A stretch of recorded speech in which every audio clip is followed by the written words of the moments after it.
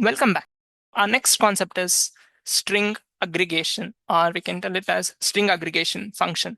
So where do we use this string aggregation function? So in order to experience this, I have set up a database with the name Blismos. It contains departments, employees, customers, products, orders, order details, sales, quarterly sales, daily sales summary, staging inventory, inventory tables. So string aggregation, as the name tells, it's an aggregation function that combines multiple row values into a single string separated by a delimiter. Instead of returning like multiple rows, it returns in a summarized row. Let us take an example and see how this string aggregation function works in a real time. For example, we can take a one row per order or line of items combined. Let's go to a real-time example. In order to experience the string aggregation function, I'll be using the order details table. So let us see what's there in this order details. We have order detail ID, order ID, product ID, quantity, and unit price. Now we need to combine this multiple products into a single row. In order to understand this string aggregation, I have taken the order details, customers, and orders table. So let us see what are the columns it contains. So the order details contains the order ID, order detail ID, product ID, quantity, and unit price. Whereas the customer table contains customer ID, customer name, and region. And whereas order table contains order ID, customer ID, order date, amount, and status.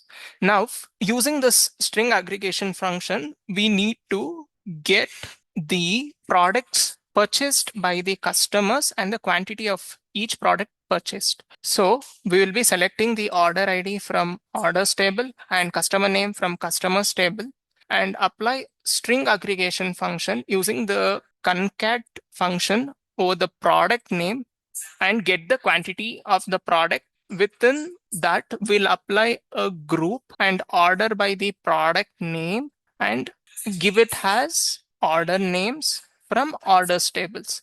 And then we will join the customer ID of the customers table on the orders table of customers ID. Similarly, we will join the order details table with order using order ID. And similarly, with products table with product ID and products table on order details with product ID, and group it by order ID and customer name from the orders table and customer name. So in order to summarize this, first we are selecting the order ID from order table and customer name from customer table, and applying this string aggregation function on the product table using the product name and taking the quantity from the order details table. And then within that, we group and order by over the product name as order items from the orders table. Then we have applied an inner join on customers table and orders table on customer ID. And then we are applying an inner join on order details table and order table over order ID, and products table with order details on product ID, and then grouping it by order ID and customer name. So let us execute this and see the results. So we are getting the order ID, customer name, and the order items purchased. So with each order ID, we got the customer and what are the items they have purchased. So using this concat function, we are able to get all the strings together of the particular customer, which is under the order names. So this is how the business analysts use to create their report just to get the customer names and the order items that the particular customer have been purchased. So here the group by ensures that we get one record per order.